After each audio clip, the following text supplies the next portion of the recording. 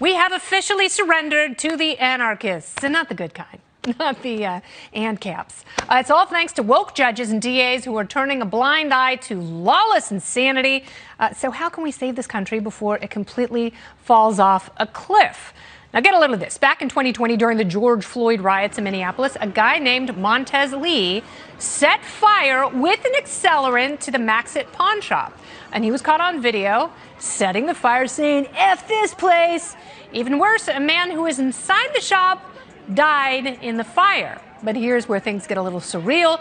In the arsonist sentencing memorandum, the feds determined Lee, quote, does not appear to pose a danger to the public. Well, that's fun. This, of course, after he killed someone in a fire. Oh, and he also had prior convictions for burglary, domestic violence, and, of course, theft. He only got sentenced to 10 years in prison for his crime. Arkansas Republican Senator Tom Cotton now demanding answers. He wants the DOJ to explain why the sentence was so light in this case. But as you know, Minneapolis was not the only place destroyed by violent Marxists. Blue cities across the country were ransacked, particularly in the Pacific Northwest. Remember Chaz? Yeah, well, many US Marshals put their lives on the line protecting federal buildings and businesses from these psychopaths. But now it appears the Biden administration won't help defend marshals who are being sued by the people who attacked them. Last week, Fox News reporter Jackie Heinrich asked the White House to please explain.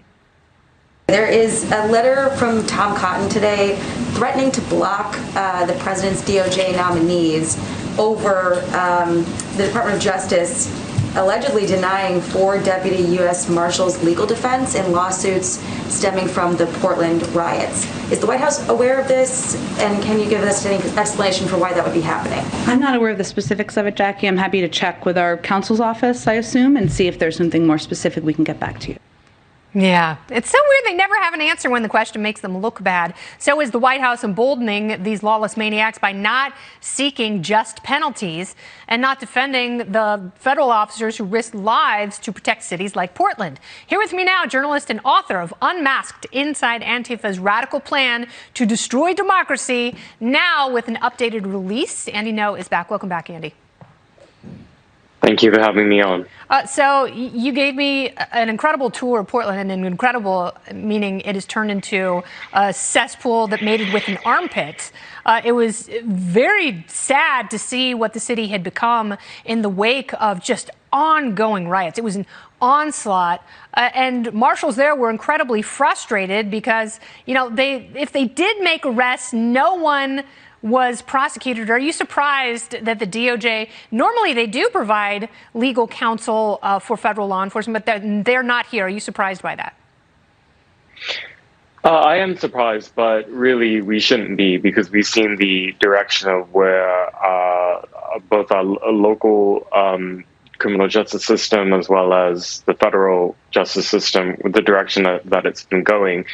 In Portland, where I'm from and where the longest and some of the most violent riots happened in 2020, almost all of the cases that were brought to the district attorney's office locally were dropped immediately. And then even under federally investigated cases under the previous administration that were rolled over into the current administration, most of those were also dismissed or given sweetheart deferred resolutions.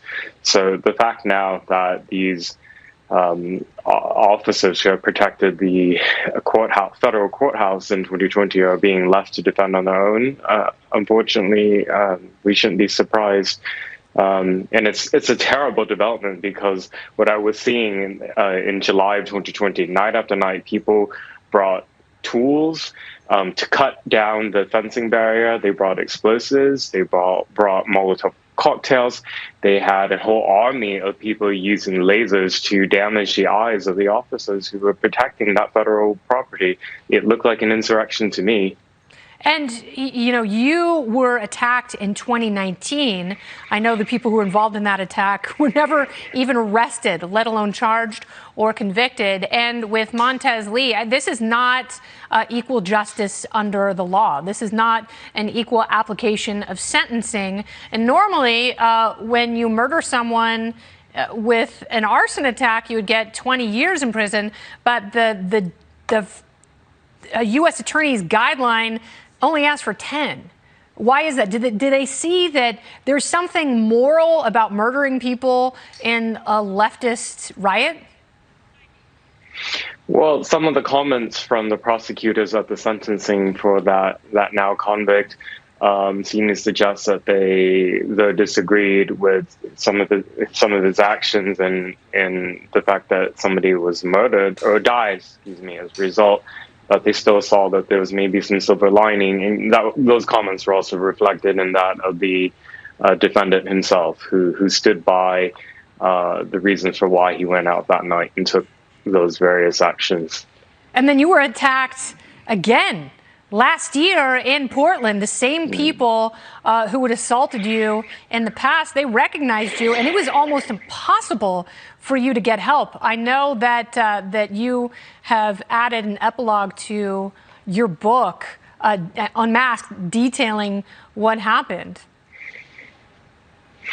Yeah, I think it was actually a really traumatic experience to relive the details of that in writing, and the video has been released now by the New York Post this week. And you'll see in the video that I was hunted down in the middle of downtown, chased by a mob of thugs dressed head to toe in black. And they got me, and they would have killed me if I didn't manage to escape. I hid in the hotel, and they pursued me and tried to shatter the windows so that they could get inside where I was at. Yeah, the hotel didn't even want to call the police on your behalf. That's how terrorized people have been in these riots in Portland. Thank God you made it out alive. I really enjoyed reading your book. It is a page turner. It's fascinating because they claim to be anti-fascist, yet they're using totally fascist techniques, just as they did last month when you were supposed to speak at Dartmouth College. The New England Antifa chapter, they basically threatened to kill you and hurt anyone involved with the speech. And Dartmouth capitulated because they're a bunch of P words.